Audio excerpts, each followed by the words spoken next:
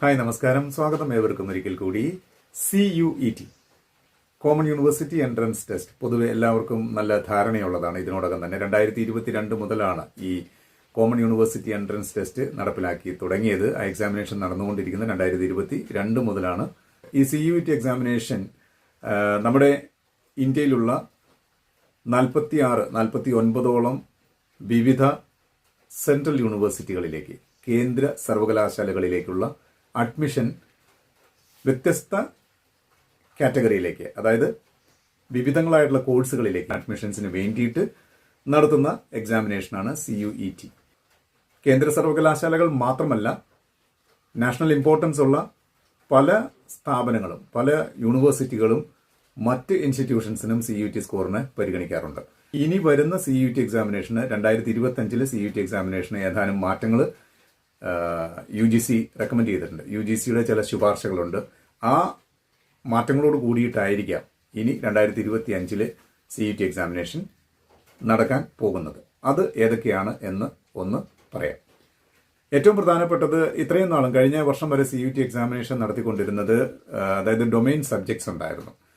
ഇപ്പോൾ +2 പഠിക്കുന്ന +2 കുട്ടികൾ പല സ്ട്രീംസാണ് പഠിക്കുന്നത്. അപ്പോൾ അതിൽ തന്നെ ഡൊമെയിൻ സബ്ജക്ട്സ് ഉണ്ടായിരുന്നു. ഈ ഡൊമെയിൻ സബ്ജക്ട്സിനെ ബേസ് ചെയ്തിട്ടായിരുന്നു അവർ CUET എക്സാമിനേഷൻ എഴുതിക്കൊണ്ടത്. ഇനി അങ്ങോട്ട് 2025 മുതൽ വരുന്ന എക്സാമിനേഷന് ഈ ഡൊമെയിൻ സ്പെസിഫിക് ആയിട്ട് ഇന്ന സ്ട്രീമിൽ +2 പഠിച്ചവർക്ക് മാത്രമേ ആ സ്ട്രീമിൽ വരുന്ന എക്സാമിനേഷൻ മാത്രമേ എഴുതാവൂ എന്നുള്ളൊരു നിബന്ധന എടുത്തു കളയുകയാണ്.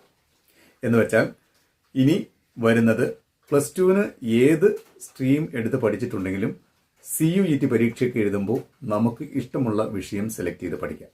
ഇത് ഒരു ഏറ്റവും പ്രധാനപ്പെട്ട മാറ്റമാണ്. രണ്ടാമത്തത്, കഴിഞ്ഞ വർഷം എക്സാമിനേഷൻ നടത്തിയത് ഹൈബ്രിഡ് മോഡിലാണ്. ഹൈബ്രിഡ് മോഡിൽ എന്ന് പറയുമ്പോൾ ഒരു ഭാഗം എക്സാമിനേഷൻ കമ്പ്യൂട്ടർ ബേസ്ഡ് ടെസ്റ്റ് ആയിരുന്നെങ്കിൽ മറുഭാഗം OMR ബേസ്ഡ് ആയിരുന്നു. ഇനി അങ്ങനെ ഒരു വേർതിരിവില്ല, അങ്ങനെ ഒരു സെപ്പറേഷൻ ഇല്ലാതെ കംപ്ലീറ്റ് ആയിട്ടും പൂർണ്ണമായിട്ടും CBT മോഡിലുള്ള എക്സാമിനേഷൻ ആയിരിക്കും ഇനി വരുന്ന 2025 CUET എക്സാമിനേഷൻ എന്ന് പറയുന്നത്. ഇത് കുറച്ചുകൂടി ഫ്ലെക്സിബിൾ ആക്കുന്നു എന്നുള്ളതാണ്. അതായത് കുട്ടികൾക്ക് ഇപ്പോൾ +2 ഒക്കെ കഴിയുമ്പോഴത്തേക്ക് ഇവർക്ക് പല മേഖലകളിൽ ചിലപ്പം +2 വരെ പഠിച്ച രീതിയിലായിരിക്കില്ല പിന്നെ അവർ പഠിക്കാൻ ആഗ്രഹിക്കുന്നത്. വേറെ ഏതെങ്കിലും അവർക്ക് അതിനോടകം അവർ മനസ്സിലാക്കിയിട്ടുള്ള വേറെ ചില അവർക്ക് കുറച്ചുകൂടി ഇൻട്രസ്റ്റ് ഉള്ള മറ്റേതെങ്കിലും മേഖലകളിൽ അവർക്ക് പഠിക്കണമെന്ന് ആഗ്രഹമുണ്ട്. അപ്പോൾ അങ്ങനെ വരുമ്പോഴത്തേക്കും അവരുടെ സാധ്യതകൾ വർദ്ധിപ്പിക്കുന്നു. അതായത് അവർ സ്ട്രീം ലൈൻ ചെയ്യപ്പെടുന്നില്ല എന്നുള്ളത് ഏറ്റവും വലിയ കാര്യമാണ്. ഇഷ്ടമുള്ള മേഖല പഠിക്കാനുള്ളൊരു സാഹചര്യം ഒരുങ്ങുന്നു എന്നുള്ളതാണ് ഈ ഒരു ചേഞ്ച് കൊണ്ട് UGC ഉദ്ദേശിക്കുന്നത്. കഴിഞ്ഞ വർഷം വരെ 63 സബ്ജക്ട്സ് ആയിരുന്നു പരീക്ഷ എഴുതാനുണ്ടായിരുന്നത്. അത്രയും ചോയ്സുകൾ ഉണ്ടായിരുന്നു. ഈ വർഷം ചോയ്സുകൾ കുറച്ചു 37 എണ്ണമാക്കി ചുരുക്കിയിരിക്കുന്നു. സബ്ജക്ട് ഡൊമൈൻസ് ആയിട്ട് കഴിഞ്ഞ വർഷം വരെ എഴുതാവുന്നത് 29 സബ്ജക്ട്സ് ഉണ്ടായിരുന്നുവെങ്കിൽ ഈ വർഷം അതിൽ നിന്ന് 6 എണ്ണത്തിനെ ഒഴിവാക്കിയിരിക്കുന്നു. അതായത് ഈ വർഷം 23 എണ്ണമാക്കി ചുരുക്കിയിരിക്കുന്നു. അപ്പോൾ അതിനകത്ത് ചുരുക്കിയിരിക്കുന്നത് ഏതൊക്കെയാണെന്ന് പറയാം. Entrepreneurship, tourism, teaching aptitude, engineering graphics, legal studies, ഇത്രയും എണ്ണത്തിനെ ഒഴിവാക്കിയിരിക്കുകയാണ്. അതായത് ഇനി മുതൽ, ഈ വർഷം മുതൽ 29 സബ്ജക്ട് ഡൊമൈൻസ് എന്നുള്ളത് ചുരുക്കി 23 എണ്ണമാക്കി മാറ്റിയിരിക്കുന്നു. നേരത്തെ 33 വിവിധ ഭാഷകളിലായിരുന്നു ഈ പരീക്ഷ നടത്തിക്കൊണ്ടിരുന്നത്. ഇനി അത് 13 ഭാഷകളിലാക്കി മാറ്റിയിരിക്കുകയാണ്. ഈ 13 ഭാഷകളിൽ ഇംഗ്ലീഷ്, ഹിന്ദി, തമിഴ്, മലയാളം എല്ലാം ഉൾപ്പെടുന്നു. പിന്നെ കഴിഞ്ഞ വർഷം 6 വിഷയങ്ങൾ വരെ കഴിഞ്ഞ വർഷം എഴുതാം. അതിനു മുൻപ് 10 വിഷയങ്ങൾ എഴുതാമായിരുന്നെങ്കിൽ കഴിഞ്ഞ വർഷം 6 വിഷയങ്ങളായിരുന്നു ഒരു കാൻഡിഡേറ്റിന് സെലക്ട് ചെയ്ത് എഴുതാമായിരുന്നത്. ഈ വർഷം അത് 5 ആക്കി മാറ്റിയിരിക്കുന്നു. പരീക്ഷയ്ക്ക് 1 മണിക്കൂറാണ് ദൈർഘ്യം. അതായത് ഓരോ സെക്ഷനും അതിനനുസരിച്ചിട്ട് 1 മണിക്കൂർ ദൈർഘ്യമുള്ള 60 മിനിറ്റ് ആണ്. നേരത്തെ 45 മിനിറ്റ് ആയിരുന്നെങ്കിൽ ഇപ്പോൾ 60 മിനിറ്റ് ആക്കി മാറ്റിയിരിക്കുകയാണ്.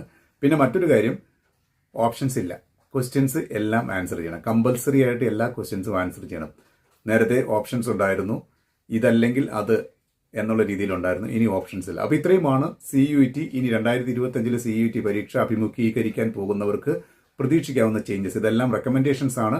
എന്തായാലും ഈ മാറ്റങ്ങൾ അംഗീകരിക്കും എന്ന് തന്നെയാണ് വിശ്വാസം. അങ്ങനെയെങ്കിൽ ഇത്തരം കാര്യങ്ങളെ മനസ്സിൽ വെച്ചുകൊണ്ട് വേണം ഇനി അടുത്ത വർഷത്തേക്ക്, ഇപ്പോൾ എക്സാമിനേഷൻ ആപ്ലിക്കേഷൻസ് ഒക്കെ അയക്കുന്ന ഏകദേശം സമയം നിങ്ങൾ അടുത്തുകൊണ്ടിരിക്കുകയാണ്. അപ്പോൾ ആപ്ലിക്കേഷൻ അയക്കുന്നതിന് മുമ്പ് ഈ കാര്യങ്ങളൊക്കെ എല്ലാവരും അറിഞ്ഞിരിക്കുക. പ്രധാനമായിട്ടും ഇനി അങ്ങോട്ട് ഞാൻ സയൻസ് പഠിച്ചു, അല്ലെങ്കിൽ ഞാൻ ഹ്യൂമാനിറ്റീസ് ആണ് +2 പഠിച്ചത്, അല്ലെങ്കിൽ ഞാൻ കൊമേഴ്സാണ് ഞാൻ +2 പഠിച്ചത്, അല്ലെങ്കിൽ ഞാൻ ബയോമാത്സ് ആണ് പഠിച്ചത്, ഇങ്ങനെയുള്ള യാതൊരുവിധ വേർതിരിവും ഇല്ലാതെ ഇനി അങ്ങോട്ട് ആർക്കും ഏത് പരീക്ഷയ്ക്കും ഏത് വിഷയത്തിനും CUT എക്സാമിനേഷൻ എഴുതാം എന്ന് വെച്ചാൽ കുറച്ചുകൂടി ഫ്ലെക്സിബിൾ ആയിരിക്കുന്നു എന്നർത്ഥം.